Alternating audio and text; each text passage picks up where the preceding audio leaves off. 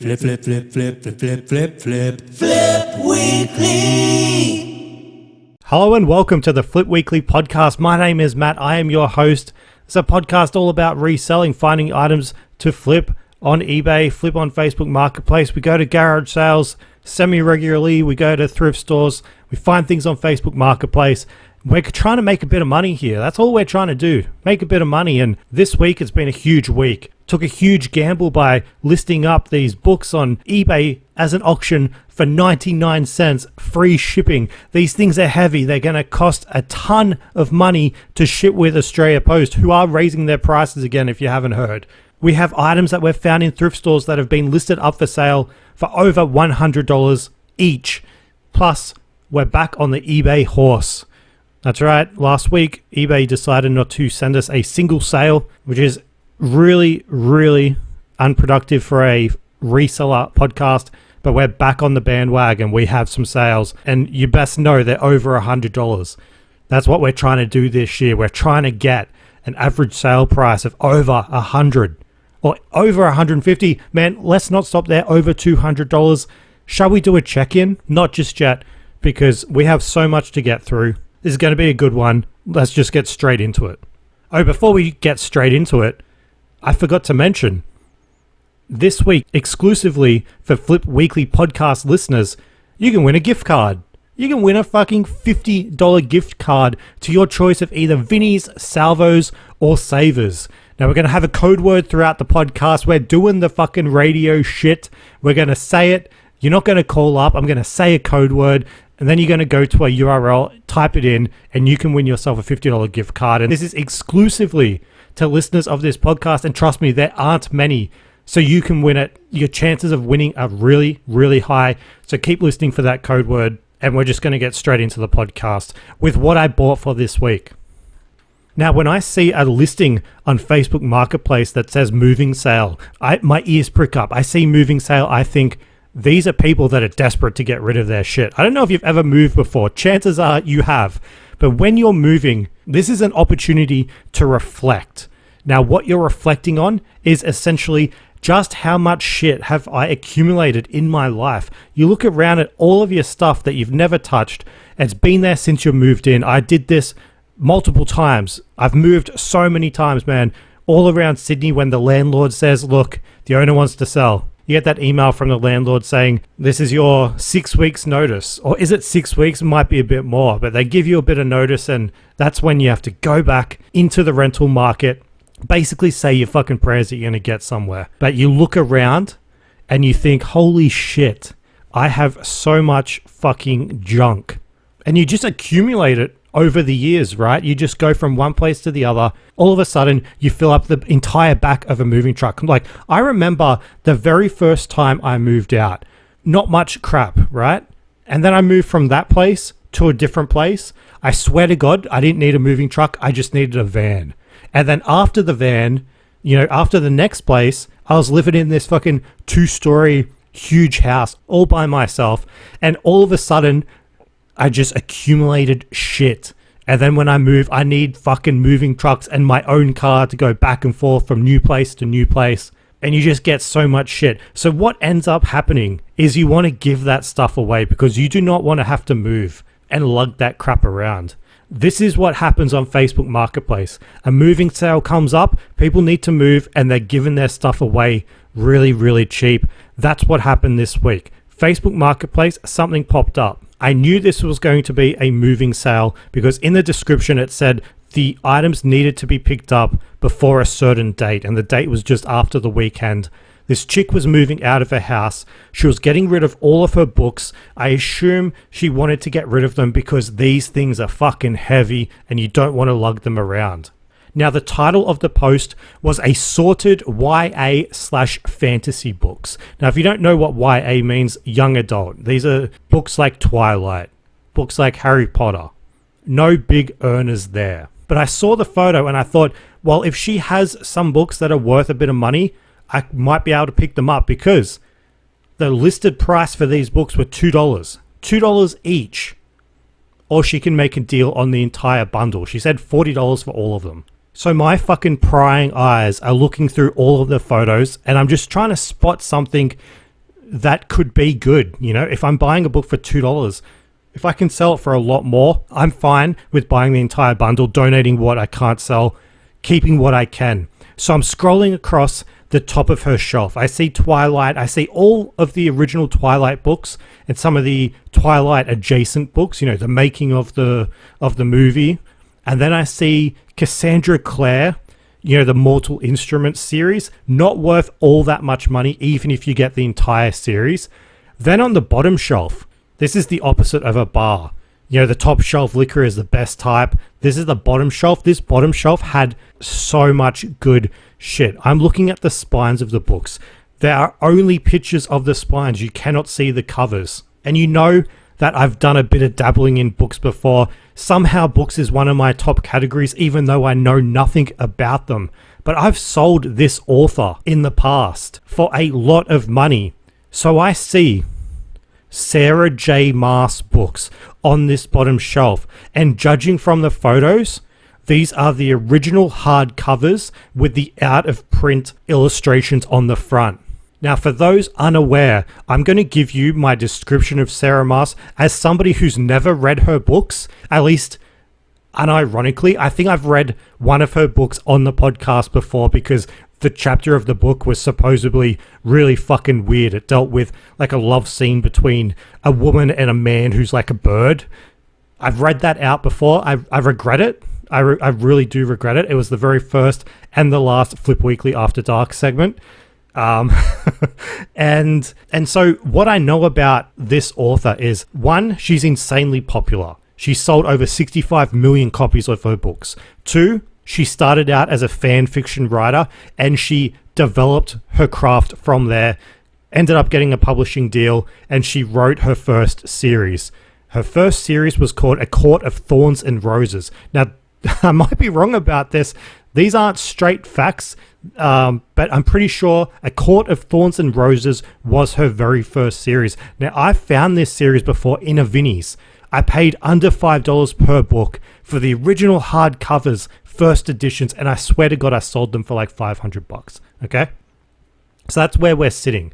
I can see this author sitting on the shelf with very, very desirable original covers. I don't know what happened with the original covers, but they switched out after a couple of publishing runs, and for some reason the fans of this series go crazy for the original cover.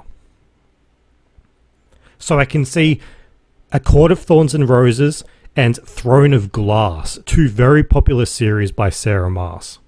Now, before I tell you, what these books can go for, I need to just temper your expectations. Now, it wasn't full series sets. Now, the person that was selling these books cheapened out maybe 3 or 4 times throughout the years. She didn't get the original hardcovers. She opted for the paperback versions, which don't sell for much money. A bit of a shame, because I'm not even kidding, if this was a full set of both books, we're looking at, and I'm not even kidding, probably close to $2,000 worth of books. Now, again, I can't see the covers. I'm only looking at the spine, but I can tell, because I'm a fucking genius Sarah J. Maas expert, that these are first editions. I can just fucking tell these are first editions, the original covers, and the person wants $2 each. So you know what I do, right? I'm not going to say to this person, for a marketplace listing that was put up about 30 minutes ago, can I have this book, this book, this book? No. This person is moving house. Do you know who they're going to prioritize on Facebook Marketplace? It's not the dude saying, give me your most valuable books, the hardcovers, and leave you with the paperbacks. It's somebody that says, I can come out right now and I'll take all of these off your hands. You do not need to worry about them. So I send through a message and I say, I'll take them all. I'll take your $40 price that you've listed in the description. I'll just take them all off your back. And look, I don't want the Twilight paperbacks. They ended up being donated. I don't want the Mortal Instruments paperbacks. I don't want the Harry Potter and the Cursed Child, a book that you probably couldn't even give away on Facebook Marketplace. I just wanted hardcover with dust jacket, first edition, Sarah J. Maas. Now, I'm fucking excited to pick these up. She wanted them gone by Sunday. I'm like, man, I'll come out right now and get these things. However, she said she wasn't available to get them the next day.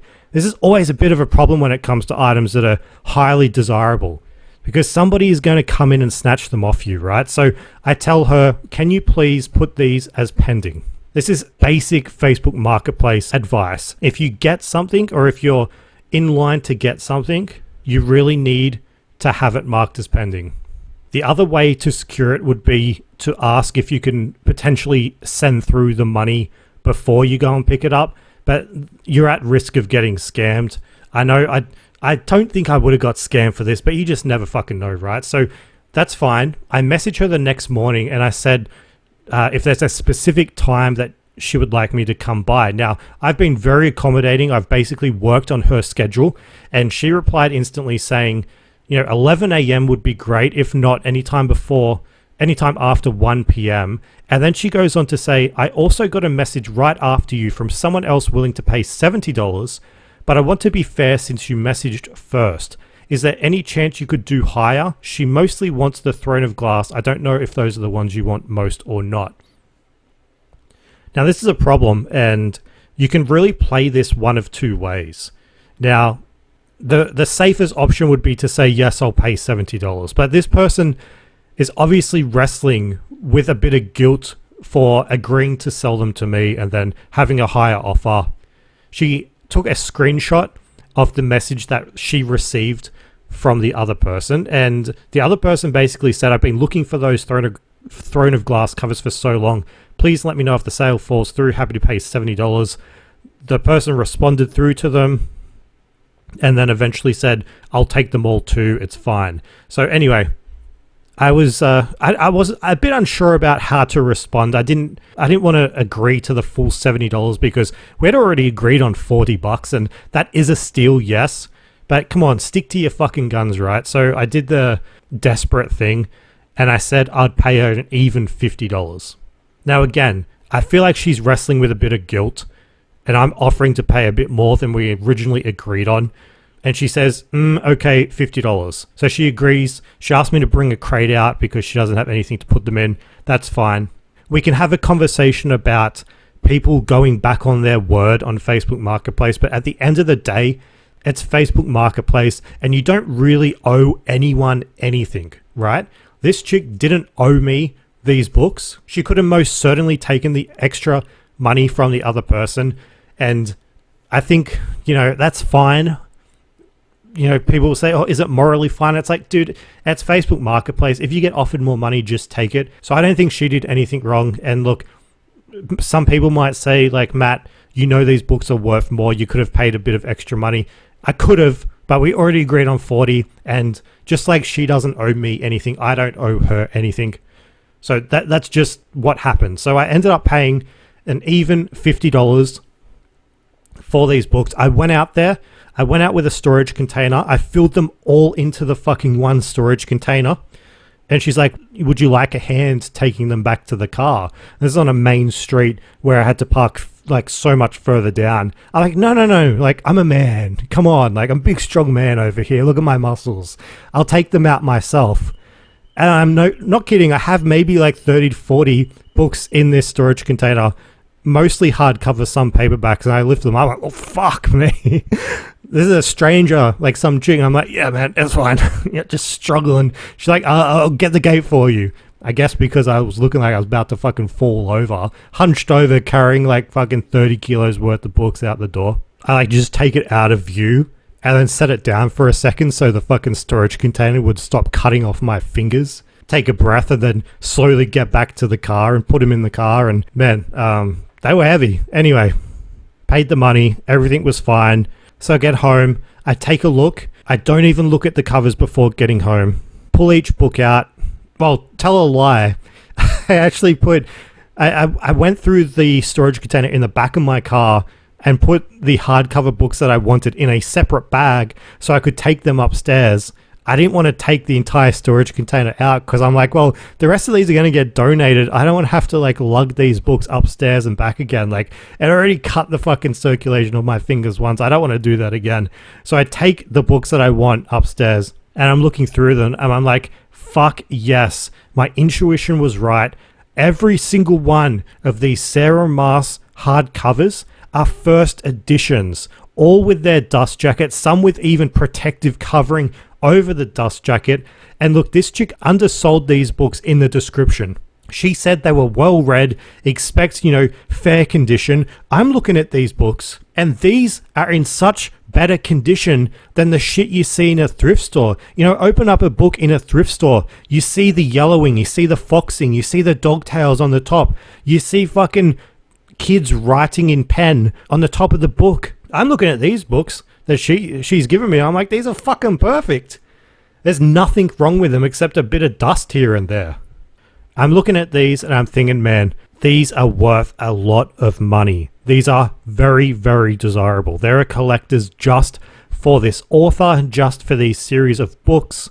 If I sold these individually, the most desirable in Australia on eBay, I can see sold comps ranging for like $250. The less desirable ones, maybe $100. There is easily $1,000 worth of books here. Easily $1,000.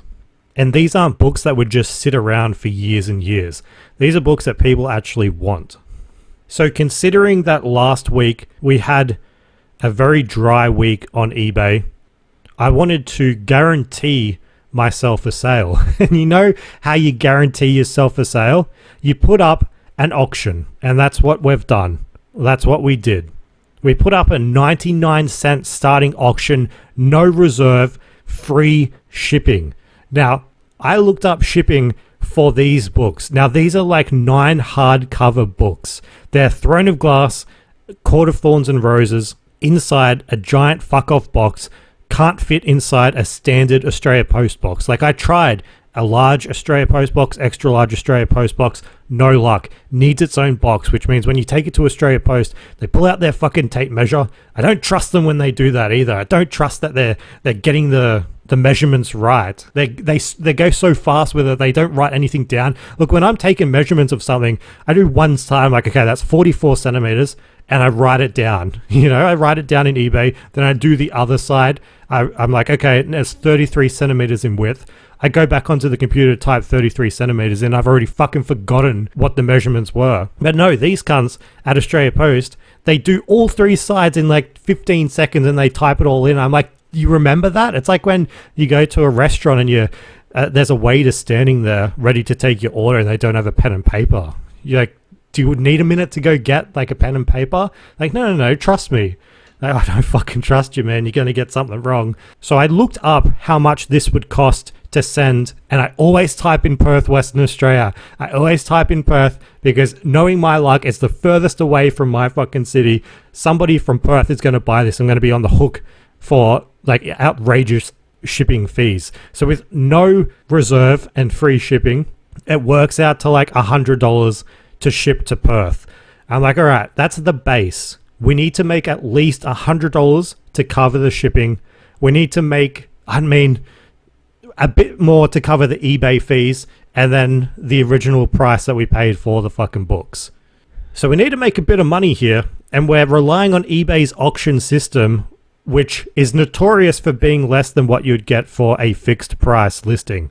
But you know what? This is all for fucking fun, man. We do this for fun. Really, we do this to make money, but this is just a bit of fun, okay? This is a bit of fun. So I'm going to tell you all about how that auction went. It's been and gone. The auction has ended. We have a final sale price. I'll run you through all of that. But first, we need to get through the rest of the things that we bought, and then I'll tell you about the auction and what I sold. And don't forget to hang around to get the code word. I'll just spring that up at a random moment throughout the podcast. So we go into a Salvos, and we go into the media section, of course. Salvos has done something that usually means that the item is going to be priced really badly. Now, we have a set of 3 CDs. These CDs are very thick. They're like CD sets. There's 13 CDs in each box, and there's 3 boxes. They've wrapped it in a cute little fucking bow tie, and they've got a little hang tag on it, and they've written down their description of what these CDs are. And again, when people do this in thrift stores, it means that they've paid special attention to it. They've probably looked up what it sells for, and you're not going to get a deal. And what do you know? These are somewhat related to the items that we just found on Facebook Marketplace. These are Cassandra Clare audiobooks. These are audiobooks for a series called The Infernal Devices, which is a part of the Mortal Instruments series. Now, remember, we just found all of those Cassandra Clare books, which I ended up donating because they're not worth money. However, these audiobooks are worth a bit of money. And again, 1 box per book, 3 boxes total. Inside each book contained 13 CDs. So those 13 CDs are some cunt reading out this book. And I don't know how people can do this, right? Like, the entire length of one audiobook goes for about 15 hours. So for 15 hours, you have 13 CDs. You're basically changing the CD once every hour. I don't understand how people can listen to an audiobook like this. To be fair, I don't know how people can listen to audiobooks full stop. You're not paying attention for the entire duration of the person reading it to you, right? Like, everything goes on. If you're driving, maybe if you're driving, it's okay. But if you're doing anything else, if you're on a run, if you're walking down the street, there are other distractions. I'm sure okay, here's something. If you're an audiobook listener, I guarantee you look at your phone while you're listening to the audiobook. And you would tune out bits and pieces. You'd miss certain parts. I don't understand how people can listen to them. To be fair, now I'm thinking of how I read a book. You know, when I'm reading a book, my mind will drift and I'll be like, well, I don't remember what the fuck I've read for the past 15 minutes. I'll have to go back and reread it. But do people that listen to audiobooks do the exact same thing? Realize that you've drifted off and you started thinking about, you know, like fucking, I don't know, maple syrup on pancakes. Then you're like, oh shit, I was actually listening to something. You know, is that what happens? Yeah, but the whole, 13 CDs per book over 15 hours, it just feels a bit like overkill. But either way, these CDs don't have much information available on eBay. I bought them for $20. That was for all 3 books, all 3, boxes of CDs. And we have a couple of active listings in the US. When I say a couple, I mean 2. And they're around the $80 mark, but they're both ex-library CDs. For those unaware, a library is where you go to read and where you could borrow books and at times borrow CDs, I guess. So with none in Australia, I'm like, well, let's chuck on our Australia tax. Let's try and get a bit more money. I've listed these up for $120. I don't know how they're going to go. We're breaking into this new market of audiobooks. I'm sure somebody will eventually buy them. I'll accept the best offer. But yeah, $120 for those CDs from Salvos. And then we jump over to Savers, and man, I don't know what's going on, but really been into books lately. I feel like whenever I go to Savers, the first half of the trip is basically just confirming that there's absolutely nothing there for me to buy. And then the last half of the trip is me being like, all right, it's time to get into the trenches in the books, where I guess a lot of resellers don't focus on, right? So I'm looking in there and I spot something, and I can't believe I've actually spotted it because it's on the very bottom shelf, nestled amongst a whole bunch of other shit. There's a book, hardcover, called The Art of Naughty Dog. Now, Naughty Dog is a game studio, a video game studio. They're responsible for some of the biggest titles. I'm sure you've at least heard of some of them. The Last of Us, Crash Bandicoot, Uncharted. They basically made those games. I've talked to you before about buying books when it's all about the art of certain things. So I saw this on the shelf and I sent a photo to my guy. I'm like, I think I've struck it gold. And I can't believe that I've done that, right? Because honestly, this book was hidden on the ground. So I pull it out. Book is really fucking cool. It shows initial sketches for some of these characters, talks about the history behind, some of the most popular characters in these games, like the 2 people from The Last of Us, Pedro Pascal and the other one. And with no active listings in Australia, but plenty of sold, this is a $120 book. I'm sure it's going to sell quickly too, because we have plenty of sold listings. And this category of books is just really fucking cool to be buying. And it's one with a good sell-through rate. You're not going to be sitting on it for a while. And I think I paid like $5.49, something like that. And it's going to turn into over $100. Speaking of categories of books, and man, like, I don't know what it is. I don't know what it is, except for the fact that I've just been into books that maybe I've been targeting them a bit more. And then similar to that, Lord of the Rings, The Hobbit, Tolkien, It's just one of my, I guess it's the interest for those categories has just spiked in the past few months. And, I've really been on a buy old Lord of the Rings, buy old Tolkien before. I found a Hobbit book in Savers. It was a 3D pop-up book illustrated by John Howe, and this thing could easily be mistaken for like a kid's book, right? Like it's a pop-up, you open up the pages and the illustrations come out of the page, but this is much more detailed. This is much more interactive. There's little flaps that you can open, and Gandalf comes out of a door. There's spiders that are going up and down string. This thing is from 1999, and the guy that illustrated it has also been involved with The Lord of the Rings ever since he was a kid. And, he grew up as a Lord of the Rings fan. He started working with Peter Jackson on the movies. The guy was like a conceptual director or something like that. And, he eventually designed the Lord of the Rings board game. He continued working with Peter all through The Hobbit. And so this pop-up book that I picked up for $4.49 at Savers has sold comps up to $125. So I genuinely think this is going to be another $120 pickup. And with only about 10 to 15 listed online, they're all listed in different countries, all listed with different listing prices. So I'm just going to do $120 within Australia. I'm sure someone's going to pay that amount of money, because this book is honestly super gorgeous. If you want to see photos, go to flipweekly.com, check out the photos. There's also an animated GIF there that you can see Gandalf opening the door with my help, of course. And I think just lately I've been really into finding and picking up Tolkien related shit, because one of my grails I've realized after consuming so much rare book content on social media is I want to find, and tell me I'm dreaming. Tell me I'm fucking dreaming. This will never happen. But I want to find a first edition The Hobbit signed by J.R.R. Tolkien. And look, it might be a pipe dream. It might never fucking happen. It probably won't happen because there's so few that were ever made. But if someone within my local area donates first edition, first print, The Hobbit, fully signed by J.R.R. Tolkien, to my local Savers on a day that I go there, we're in for a payday of minimum like $300,000. So that is the goal. It definitely doesn't apply to the SMART principle of setting goals. It's not specific. Oh, I mean, it's very specific. I guess it's measurable. Is it achievable though? Is finding a first edition, first print of The Hobbit achievable? Yeah, I honestly don't think so. Is it realistic? Yeah.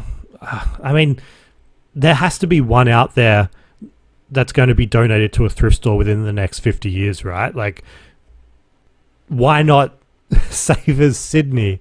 Why not Vinnie's Sydney? I'm just going to keep looking for it. And I recommend to you, keep your eye out for old Tolkien shit in thrift stores, because they go off, they sell really quickly. Everyone's buying them all the time. And you could just get lucky. So that's what I'm thinking about in thrift stores lately, is what categories could you get like a life-changing home run? What's the most expensive item in each category that's ever sold? What's the most expensive DVD ever sold? It can't be more than, like a couple of grand, right? And it's probably been signed by somebody. There's no such thing as like $1 million DVD, right? What about t-shirts? You can get, vintage t-shirts, Nirvana shirts that can run up tens of thousands of dollars. Yes. What other categories? I mean, you get life-changing money, I guess, in jewelry or maybe watches. Yeah, that's probably one to look at. Maybe even in the artwork. Oh, maybe I should be looking at fucking artwork. I don't know. I just think that books is one that if you get lucky, really lucky, you could make, really, really good money. Plus, I mean, how fucking cool would that be? I just think of, like, imagine posting that on social media. It's like an instant 1 million view video, right? I just found a signed copy of The Hobbit, first edition, first print, in a Vinnie's. And you know what? I probably still complain about how much they charge me for it. They probably charge like $6. I'm like, fucking hell, Vinnie's. Or you find it in a Lifeline they've written inside the first page, and then you go to like rub it out, and because the book's so old, it just tears the page out, and that's probably the title page with Tolkien's signature. Anyway, we found that there's a couple of good pickups there, all listed for over $100. It's all within the average sale price that we want to have. That's pretty much all that I picked up for the week. You know, when I'm setting my bar to over $100, there isn't that much that I'm finding, but I'm happy with that. You know, it just means that we're not storing so much shit, and we're just listing good quality items. But anyway, we're going to get on to what I sold, and we're going to start off with the auction. All right, strap yourself in because I'm about to run you through a 7-day eBay auction with a 99-cent reserve price, free shipping on the heaviest fucking books known to man. So, I've read that the best time to end an eBay listing is 7 p.m. on a Sunday. So I scheduled this up to go live Sunday 7 p.m. because I want to maximize the profits. If it ends Friday 7 p.m., people are out. They're at work drinks. They're doing whatever they do on a Friday. Exact same scenario on a Saturday. I'm pretty sure every human being on planet Earth on a Sunday is just regretting all their life choices. They're sitting at home doing nothing. And we hope that they're watching this eBay listing. So we set it up, 99 cents, ends at 7 p.m. We have all Sarah J. Maas hardcover books. For those that know Sarah J. Maas, I'm just going to read out the books. For those who have no idea what these are, just assume each one of these books ranges from between, you know, like $100 to $250, all hardcover, all first edition. We have Throne of Glass, Heir of Fire, Queen of Shadows, Empire of Storms, Tower of Dawn, Kingdom of Ash, A Court of Wings and Ruin, A Court of Mist and Fury, A Court of Silver Flames. So those are every single book that we're putting up as a lot. I write a nice description. We have a title. 99 cents, let's fucking go. So I put it up, and by 10 p.m. that same night, 7 people had run up the bid already. We're up to an even $100. We have 100 plus people that have looked at it. We have 30 people that have decided they want to watch the auction. And I'm starting to think that we're in for a good payday. Now, from my experience with auctions, here's what happens, or at least what has happened for me. On day one, you have a huge influx of activity, whether that's bids, views, watches, whatever. And then for the rest of the week, it tempers off until it gets to that last day, and then you have the big flurry of bids. You have the excitement. You basically, the last 5 minutes is where it's all at. It's like, when I think about it, I just am reminded of the NBA basketball season. Like, the entire regular season doesn't really matter, you know. Day 2 to day 6 of the auction doesn't really matter. It's all about what happens at the end. That's what we're all waiting for, and that's why we're here, right? So it gets run up. It's $112.50.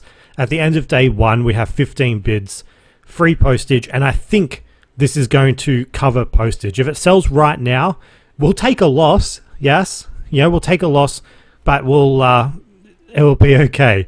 But I'm not thinking it's going to end at $112. I think it's going to keep going up, right? So the next day comes and goes, and the bids increase just a bit. We don't have crazy amounts. It goes up to $120. So, and to be honest, I'm not surprised. Like, it's quieting down, and we're just waiting for the final day. Everything in between is just, you know, bits and pieces here and there. The watches, though, have gone up. There's 37 people watching.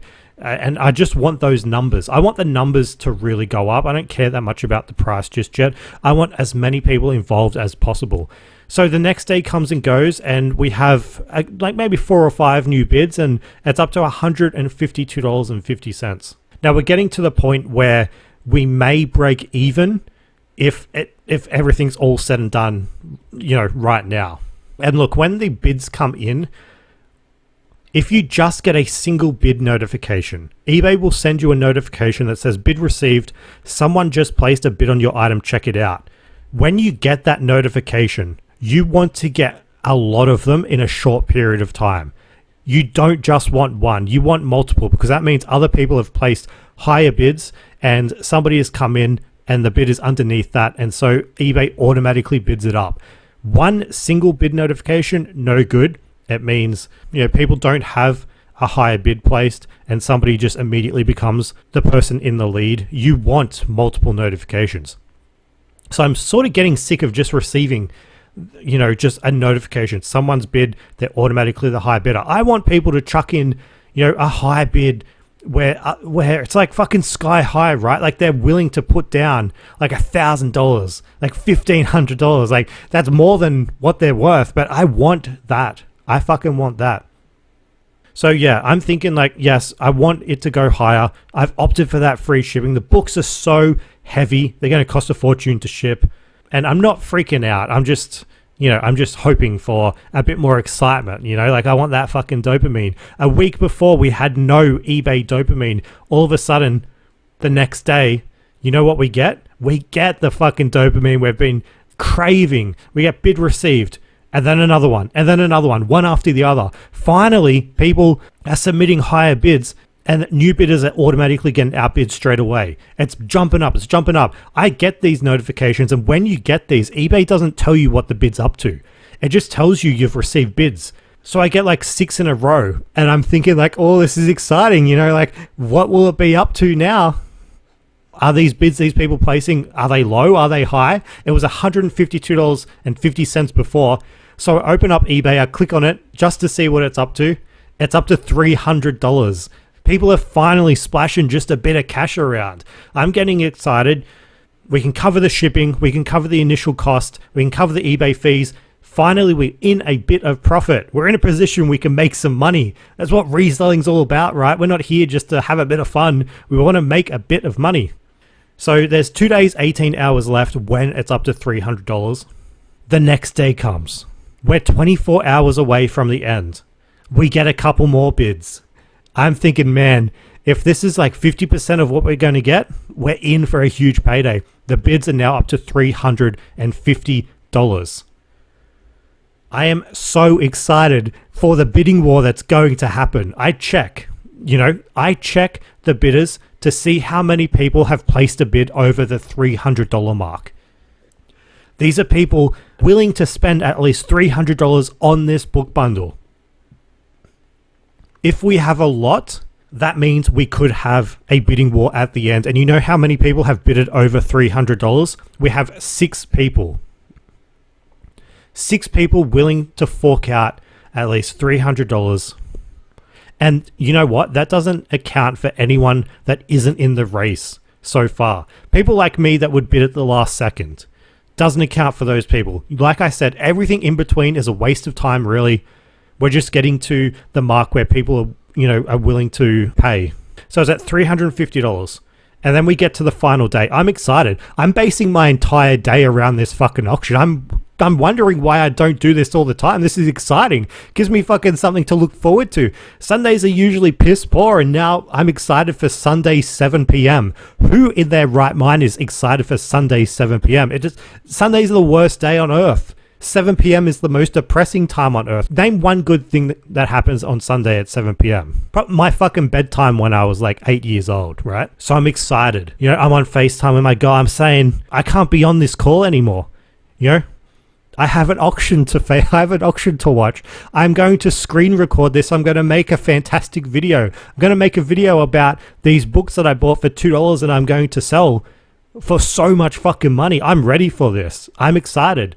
I have my Valentine's Day present, of course, some booze ready to crack, celebrate this auction that's going to end in my favor. So I set it all up, have it on my screen, have it on my phone. That day I was out with my family. I was with my niece, with my nephew. I told them, look, I know you guys are only 2-1 once, but I have an eBay auction to get home to. I can't stay anymore. I have to get home. Everything's ready. And I'm ready for the final couple of minutes. I'm ready for the final couple of seconds. That's what it comes down to. So there's 7 minutes to go. I'm counting it down. There's no movement yet, which is fine. eBay is full of snipers. They use their software. They use all these tools that I don't use. They're just high tech and they're sophisticated. We're at $350. Then there's 5 minutes to go. And that's when I'm like, all right, I'm screen recording. I don't care that it's going to destroy my data. It's going to destroy my storage, and Apple will ask me to pay fucking $10 a month for iCloud storage. I need this footage. 5 minutes, screen recording. The bidding war is going to make a really, really good video for social media. I've already started the video. I'm halfway through editing it. You know, I've been taking screen recordings of the bids as they go throughout the week. I've got screenshots. It's all in CapCut. It's all ready. The grand finale is just coming. Then I realized I've been sitting here for like 4 minutes fantasizing about how this auction's going to go. Nothing has happened. You know, where's everyone gone? Make a fucking bid. Then it happens. The crescendo. I should have known there was no way this was going to stay at $350. Absolutely no way. It happens at about the 15-second mark. The first bid. $355. There we go. There's those last minute snipers. The clock's ticking down. They better get in quick. There's 10 seconds left. These people are going to be sneaky, right? There's 5 seconds. They're going to grab it last minute. 0 seconds. There's no fucking movement. What? And then a notification comes in. Your item sold for $355. What the fuck? Where's the bidding war? Where's the excitement? Where's everyone flocking over for these fucking books that I've said are worth about $1,000 and they're selling for $350? I screen recorded this for 7 minutes to watch the price jump up by $5. There was a single lone bid and it went from $350 to $355. I thought at least it would cross the $400 mark. Like, don't get me wrong. We paid far, far less than $355 for these books. And I'm not upset about this final sale price. I was wanting some drama. I legitimately thought, this can't be right. There must be something wrong. You know, I saw it tick down to 0 with $355. And I'm like, well, I guess when the final sale price comes in, there must have been, 10 more bids that I just, for some reason, couldn't see. No, that's not what happened. 355, that's the end. There's none of that sniping. The 3 didn't turn into a 4, didn't turn into a 5. That's it. We have a final sale price, $355, free shipping, out the door. And look, I'm not surprised. That's the truth. I'm honestly not surprised. They're fun. Auctions are fun. It made my week fun. It made my Sunday 7 p.m. fun.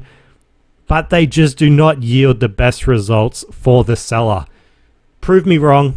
I'd love to know. Prove me wrong. And the thing is, look, I knew that going into it. 100%. I could have sat on these. I could have pieced them out individually. I could have easily made double. And I guarantee I would have made double on these if I listed them out individually. But like I said earlier, you need to have some fun. Even if it's not the best decision financially. It was a bit of fun for the week.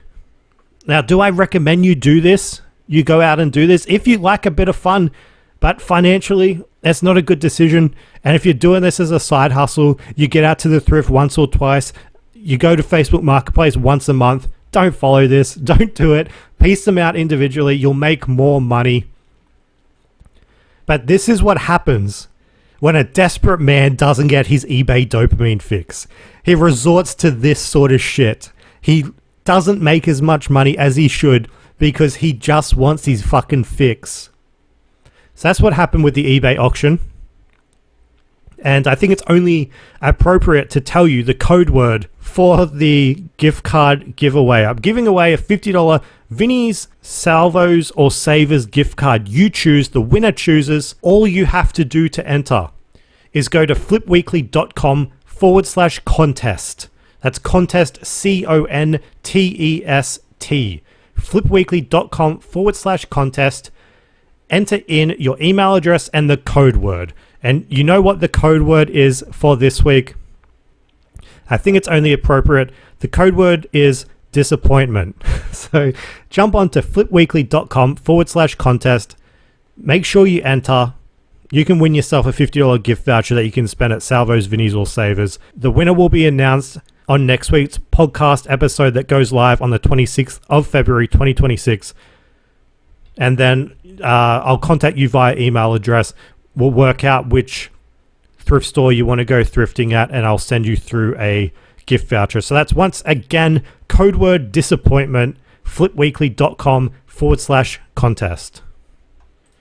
So in terms of what we've sold for the week, obviously we had those books. They sold for $355. I paid $50 for them, so 50 into $355. Surprisingly, when I posted them, Australia Post only charged me $32, which is amazing. I honestly thought it was going to be minimum $100. I paid $32 in post. So we're making decent profit there after all. But then we move on to the other items that we sold, and this had a really good sell-through rate. It only took 2 weeks for this DVD to sell. It's called Dalziel and Pascoe.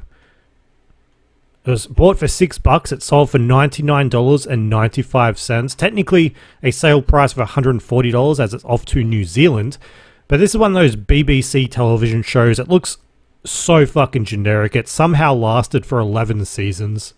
And yet I've never even heard of it. Dalziel and Pascoe sounds like some sort of hardware shop, you know? Or like some sort of plastering mix. Make sure you pick up some Pascoe on your way home. Sounds a bit fucking weird. Never even heard of this show. Looks like some sort of detective police show. It has like the two most boring British white guys on the front. It's sort of people that you would see at your local RSL if you're in the burbs in New South Wales. But that was a very quick sell-through rate. So $6 into $100. Then we have a Street Shark that's sold. We picked that up in a huge bundle, you would remember, from several weeks ago. They haven't sold as quickly as I thought. This one was Streaks, which is a Street Sharks character, rollerblading. He was out the door for $80. And one thing I like to do when I get these bundles, and obviously I can't control all of the average sale price for all of the items inside the bundle, or I can't control how many others there are on eBay. When we're listing stuff on eBay, most of the time it's sort of rare, or I guess there aren't that many. But when you have an item like this where there's multiples of the same on eBay, most of the time they'll use the same title, but we need to differentiate ourselves a bit more. I listed up for $80, and this particular Street Shark had these claws that came out a bit when you pressed a button on the back of this guy's head. And so I included in the title, he had a working claw and mouth. You pull the back of his fin and his mouth opens up a bit. These aren't really features, but none of the other listings had this information. I thought, well, if somebody is going through all of these characters, they're going through the Streaks rollerblading and they see my listing that says, well, it has working claws and a mouth, and nobody else mentions it, it gives it a bit more attention. And you're advertising a feature that doesn't really need to be said, but by saying it, you get a bit more, a bit more interest. I found it's like when all of a sudden snacks at the supermarket started saying like vegan friendly on them. And they've been vegan friendly for the past 30 years, but all of a sudden they're just including it as just, another feature because there's a new market for it. There's people that are looking at the front of packages for vegan friendly, so they're just buying that. I thought, sort of the same. We're advertising a feature on this Street Sharks that doesn't need to be advertised, but no one else is advertising it, so why the fuck not? And right now on eBay, you can get this exact Street Shark for under $60 with the exact same features, but somebody has spent more money on ours. Why? I like to think it's because we've included that feature. I have no way to fucking tell, by the way. I'm talking out my ass, but hyping up this couple of words that I put in the title, but that's what I'm saying. I just think that you need to stand out some way on eBay if you're selling an item that has so many others listed. Stand out somehow. You can only stand out with a photo or a title or a price. And I don't want to lower my price. I don't really want to compete too hard on price. So we're just going to go the marketing route. List it up, $79.95. It's sold. The Street Sharks haven't sold, as quickly as I thought, but at least have we made our money back? I think we'd probably be close to making our money back on that deal. What did I spend, like $500? Yeah, we would have made back $500 by now. And I still have a gigantic tub full of them. And there's some in there that are worth hundreds of dollars. So if they keep selling once a week until fucking dead and buried, I'll be happy. $100 a week for most of them. So $100 is probably the average sale price for most of them, or around there. So yeah, that's good. And look, moving on, there's only a couple of categories that I'll continue picking up if they don't meet the $100 minimum. And that is signed books. We have a second edition, The Wolf of Wall Street by Jordan Belfort, out the door for $70. It's over to Denmark. And I think one of the reasons why I accepted this best offer was because the order value was going to be over $100. It's like $130. And this had an inscription on it saying, call me when you make your first billion, with Jordan's signature. Unfortunately, it was addressed to somebody, dear, I think it says Adrian. The name of the person is hard to make out. It's always going to be a harder sell when it's addressed to somebody in the inscription. But Jordan, I don't know if Jordan Belfort signs a lot of things, but the signature, the inscription with the words, call me when you make your first billion. I mean, that's attractive for somebody that looks up to this guy. And I don't know. I don't know too much about him, but I do think he's a con man, right? He's a businessman, con man, fraudster. Yeah, I don't know. But like I said, I've found so many different signed books over the years. World leaders, actors, sports players, musicians, people that have died. I'll buy ones that are interesting or I haven't seen before. I'll skip over people like John Howard, former Prime Minister of Australia. His signature in his books is really easy to find, but it barely cracks the $50 mark, maybe when he dies. But having found Jordan Belfort's signed book, there's really only one businessman, con man, fraudster left on my list. And funnily enough, he also fits into the world leader category. So I'm checking that out every time I'm in the business/marketing section of thrift stores and I find some of those books. So keep an eye out for those. Somebody would definitely buy them. Now, I think eBay is rewarding us for no sales last week. We're getting our fucking bread and butter. Our bread and butter is Polly Pocket. We have a Polly Pocket out the door. $90 for the garden surprise with one original little doll. That was a sail off to New Zealand. The shipping gets us past the $100 mark, so there's another Polly Pocket out the door. I still have so fucking many of these things here. If I was to make a conservative estimate, I would say maybe 30 Polly Pockets left. And in terms of value, thousands of dollars.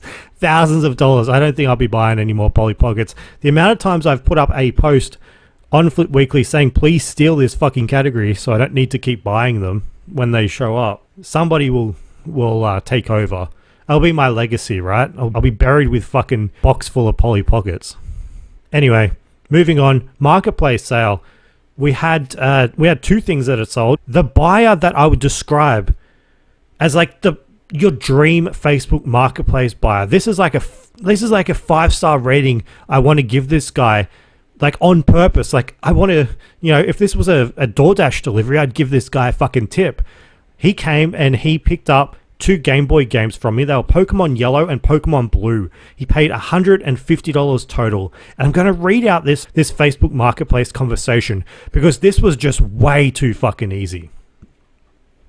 So I get the message on my phone. I can do cash, can be there in 30 minutes. And when I see that notification, I'm like, well, what have I missed? Usually when, I guess, video game bros send you a message on Facebook Marketplace, it's always a lowball offer followed by I can do cash, can be there, in 10 minutes. But then I open it up and I see he hasn't sent another message. That was his opener. I can do cash, can be there in 30 minutes. That was on Pokemon Yellow.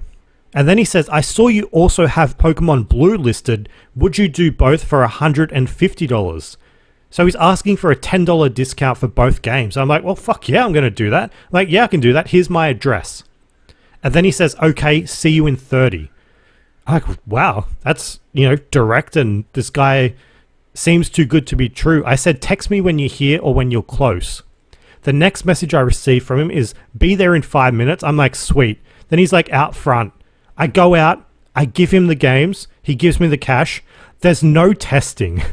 There's no awkward conversations, no mucking about. Gives me $150 in cash. I hand over the games. That's it. Deal done. I walk in and so I'm like, that was really fucking easy. Like if this was, like a first date, I'd be like, where's my fucking second date? I want you to be my fucking Facebook Marketplace partner. I want you to keep buying from me, man. This was the easiest transaction ever. $150 for 2 Pokemon games. He only wanted a $10 discount, man. Of course, I said yes to that.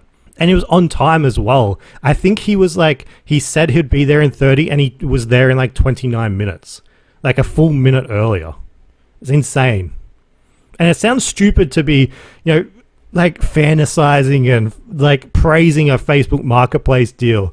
Like, this guy, he just did what he said he was going to do. It shouldn't be, that exciting, or it shouldn't make me so excited or giggly like a fucking schoolgirl after a first date. I shouldn't have goosebumps.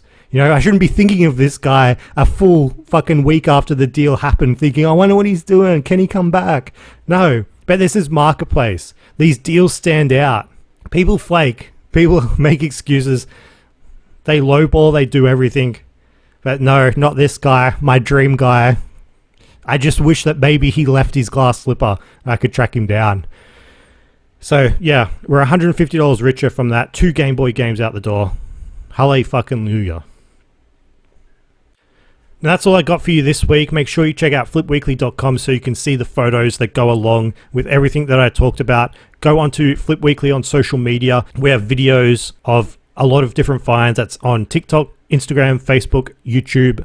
If you're listening on Spotify, please give us a full 5-star rating and a review. If you're listening on YouTube, subscribe, like, and comment.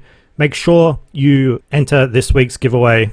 $50 Vinnie's Salvos or Savers gift card. Why the fuck would you not? It takes 10 seconds. And if you're enjoying the podcast, make sure you tell everybody that resells about it. I appreciate you listening. I appreciate any feedback, and I appreciate you sharing the podcast. Thanks again. I'll see you again next week. This is Matt signing off. Have a great week. Flip, flip, flip, flip, flip, flip, flip. Flip Weekly.